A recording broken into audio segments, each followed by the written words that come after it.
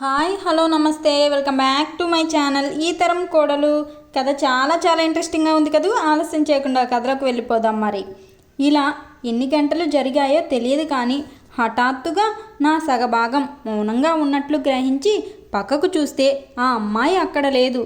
ఎక్కడికి వెళ్ళిందో వెతికి తీసుకువద్దామని లేవబోతుంటే మహేంద్ర సభలో ఎవరో దివ్యాంగన ఫలహారముల పళ్ళెంతో నాట్యభంగిమతో ప్రవేశించినట్లు నా అర్ధాంగి కూని రాగం తీస్తూ వెండి పళ్ళెంలో పలహారము వెండి చెంబుతో మంచినీళ్లు పట్టుకొని ప్రత్యక్షమైంది.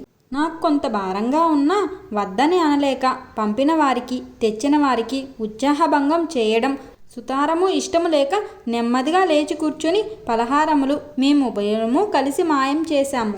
ఈ కార్యక్రమం ముగించి లేచి ముఖ ప్రక్షాళనాధికములు ముగించుకొని రాజుతో చెప్పి వద్దామని బయలుదేరబోతుంటే మా మామగారు కోర్టు నుంచి వచ్చి, నాయనా పార్వతీశం, నీ ప్రయాణం తెల్లవారుజాముననే సన్యోషణంలో బాగుంటుందని నిశ్చయించాను.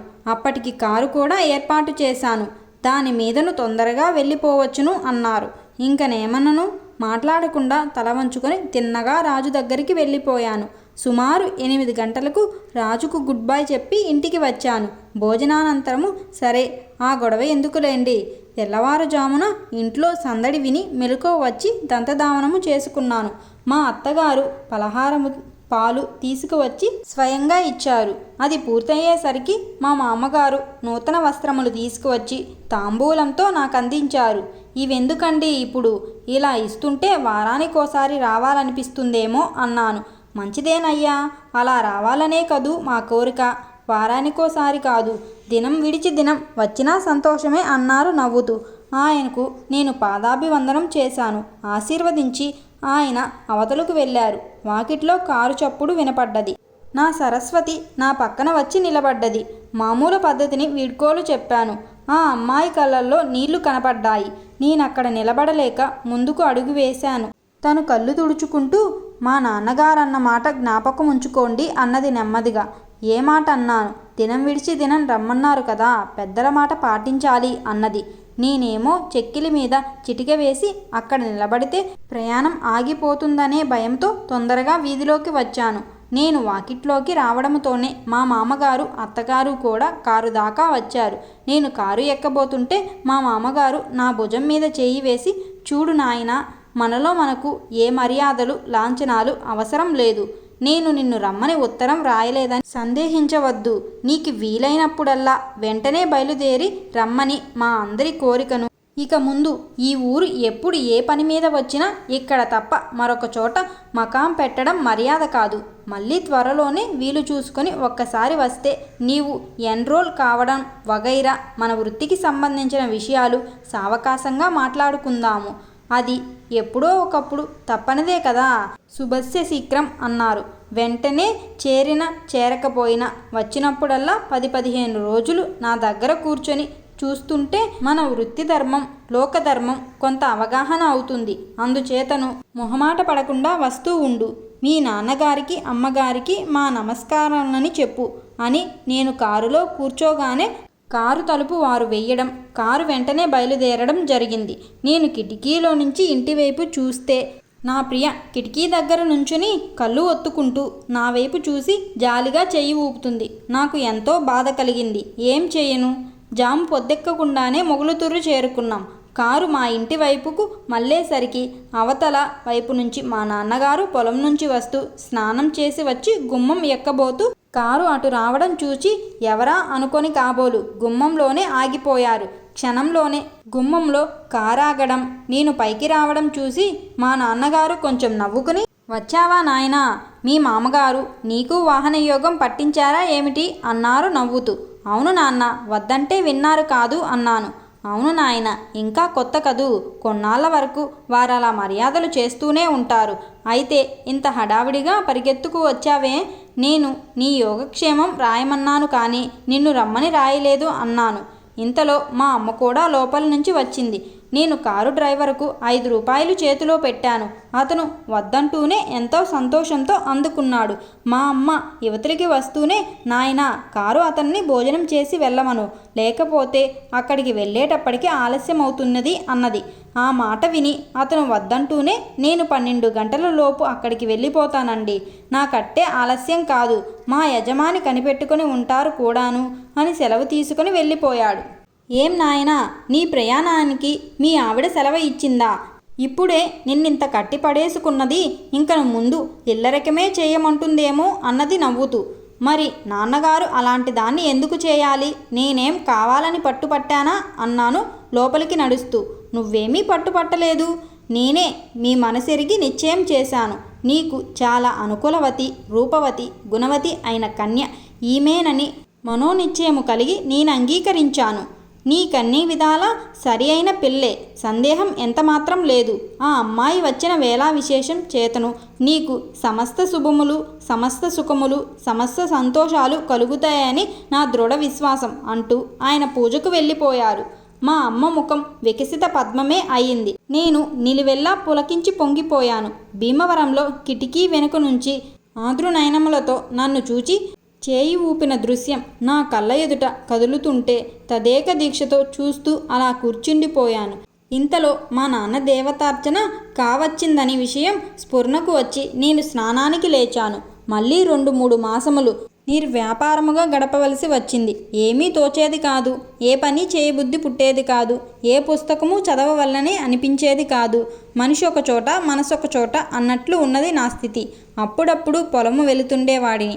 అక్కడ పచ్చని వరిచేలు, చెరువు గట్టునో చేలగట్లనో పూల మొక్కలు పూతీగలు చూస్తుంటే మనసు నన్నక్కడ కూలవేసి తనెక్కడికో తిరిగి వచ్చేది.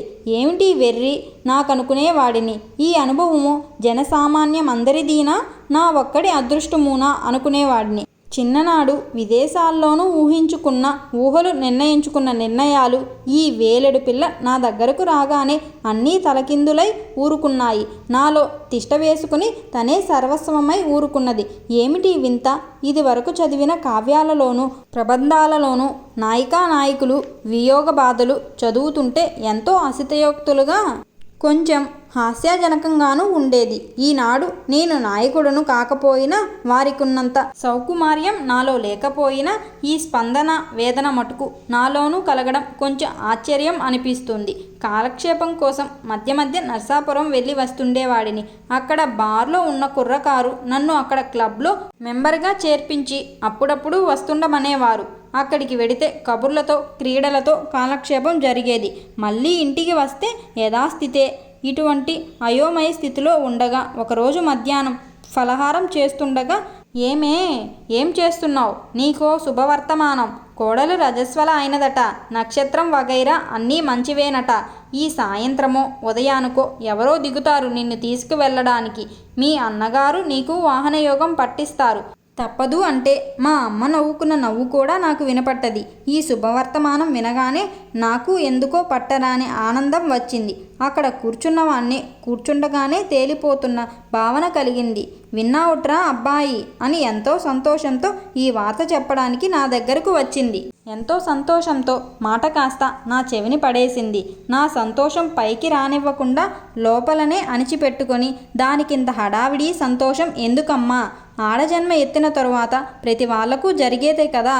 నీ కోడలు ఎందుకో ఇంతకాలం ఊరుకున్నది, కానీ పెళ్ళి అయిన తరువాత కూడా అలాగే ఊరుకుంటుందనుకున్నావా అన్నాను ఏమీ ఎరగనట్టు. చాలేరా నీ కబుర్లు నువ్వును.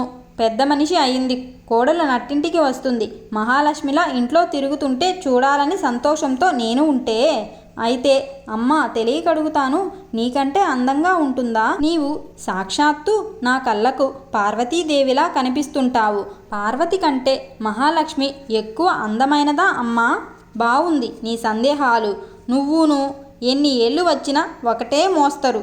అది ఇక్కడకు వచ్చిన తరువాతను ఎవరందమైన వారో నేను అడగకుండా నువ్వు చెప్పకుండాను నాకే తెలుస్తుంది. రేపు నువ్వు కూడా రావాలోయ్ నాతోటి అన్నది. ఏమిటమ్మోయ్ నేను కూడా ఎందుకు? ఆ ఆడమలయాళంలోకి కొంపతీసి నేను ఆడదాన్నై ఊరుకుంటే ప్రమాదం వస్తుంది అన్నాను. ఆవిడ వెర్రినాయన ఎప్పుడూ ఒకటే మోస్తరు అని నవ్వుకుంటూ చక్కా పోయింది. మా నాన్న అన్నట్టుగానే జాము రాత్రయ్యేసరికి భీమవరం నుంచి కారులో మా అత్తవారి తరపున బంధువులు ఒక ఆయన, ఆయన భార్య మా అమ్మను తీసుకువెళ్ళడానికి వచ్చారు. మా అమ్మ గబగబా అప్పుడు వంట చేసి వారికి భోజనం పెట్టి పడకకు ఏర్పాటు చేసింది. తెల్లవారుజామునే ఆమె ప్రయాణమట. నన్ను కూడా వారు చాలా బలవంతం చేశారు. సుతారము రానుగాక రానన్నాను. నాకు ఉదయాన్నే నర్సాపురంలో అర్జెంటు పని ఉన్నదన్నాను. అప్పుడు ఇంకేమీ సమాధానం చెప్పలేక ఎవరి మటుకు వారు పడుకున్నారు. నేను పడుకున్నాను. తక్కిన వాళ్లకు క్షణంలో నిద్ర ముంచుకొని వచ్చింది. నాకు మటుకు ఆ క్షణం నుంచి నిద్ర దూరమైంది. అనేక ఊహలు తలలో సుడులుగా తిరగనారంభించాయి. అందులో ఏ ఒక్కటి చెప్పమంటే చెప్పలేను. తెల్లవారుజామున 3 గంటలకే లేచి ఇంటి పనులన్నీ చక్కబెట్టుకొని వచ్చిన బంధువులకు స్నానాలకు వేడి నీళ్లు వగైరా ఏర్పాటు చేసింది మా అమ్మ. వారి అవశిష్టములు అయినాక ప్రయాణ సన్నద్ధులు అయ్యారు. మళ్ళీ నన్నొక్కసారి మేలుకున్నవాడినే లేపి తమతో దయచేయమని మా మామగారు అత్తగారు మరీ చెప్పారని బలవంత పెట్టారు. నాకిప్పుడు రావడానికి తీరిక లేదని, మరొకప్పుడు సావకాశంగా వస్తానని వారికి నచ్చజెప్పి పంపించాను. ఉదయాన్నే నాకు నరసాపురంలో పని ఉన్నదని మా నాన్నతో చెప్పి చక్కాపోయాను. పాపం మా నాన్న స్వయం పాకం చేసుకొని ఇబ్బంది పడవలసి వచ్చింది. 3వ నాడు సూర్యోదయం అయ్యేసరికి మా అమ్మ భీమవరం నుంచి కారులో వచ్చింది. కూడా మా అత్తగారి తాలూకా 15 ఏళ్ళు కుర్రవాడు సహాయం వచ్చాడు. అప్పటికే మా నాన్న లేచి పొలం వెళ్ళారు. నేను దంతధావన ప్రయత్నంలో ఉండగా కారు చప్పుడు విని వీధిలోకి వచ్చాను. తలుపు తీసేసరికి మా అమ్మ ఎదురుగుండా కనపడగానే ప్రాణానికెంతో హాయి అనిపించింది. ఈ 2 రోజులకే ఇలా ఉంటే 3 ఏళ్ళు మా అమ్మను విడిచిపెట్టి విదేశాల్లో ఎలా కాలక్షేపం చేశానా అదే ఆలోచన వచ్చింది. ఒక్కసారి గుండె గల్లుమన్నది. నాయనా వచ్చాన్రా, వాళ్ళు ఇంకో పూట ఉండమని ఎంతో బలవంతం చేశారు గాని మీరిక్కడ ఇబ్బంది పడతారని ఉండనని వెంటనే వచ్చేశాను. వద్దు మొర్రో అంటే వినిపించుకోక మీ మామగారు రథం ఒకటి ఏర్పాటు చేసినారు నాకు. వాళ్ళందరూ కూడా ఎంత మంచి వాళ్ళనుకున్నావు, నన్ను ఎంత మర్యాద చేశారనుకున్నావు, నువ్వు రాలేదని వాళ్ళెంత ఇబ్బంది పడ్డారనుకున్నావు. ఎవరమ్మా అన్నాను నాలో నేను నవ్వుకుంటూ. నేనన్నమాట మా అమ్మ వెంటనే గ్రహించుకోలేక ఎవరనుకుంటారురా, మీ అత్తగారు మీ మామగారును అంది. అవునులే ఇంకెవరున్నారు అన్నాను. అప్పటికి మా అమ్మ నా ఊహ గ్రహించి ఒక పెద్ద నవ్వు నవ్వి, దాని సంగతి చెప్పలేదనా నీ ఉద్దేశం? అది వచ్చి నా దగ్గర చెబుతుందట్రా. ఎంత వెర్రివాడవు, దాని సంగతి నువ్వు అడగను అక్కర్లేదు, నేను చెప్పనక్కర్లేదు. కారు శబ్దం వినగానే దూరంగా ఉన్న పిల్ల కూడా కళ్ళు మటుకు వీధి గుమ్మంలో పెట్టుకొని ఎవరొచ్చారా అని రెప్పవాల్చకుండా చూస్తూ కూర్చుంది. నేను ఒక్కర్తెనే రావడం చూసి ఎంత నిరుత్సాహపట్టదో పాపం. దాని మొహం చూస్తే ఎంతో జాలి వేసింది నాకు. మన అదృష్టం కొద్దీ మన ప్రయత్నమేమీ లేకుండా రత్నం లాంటి పిల్ల ప్రసాదించాడు దేవుడు అన్నది.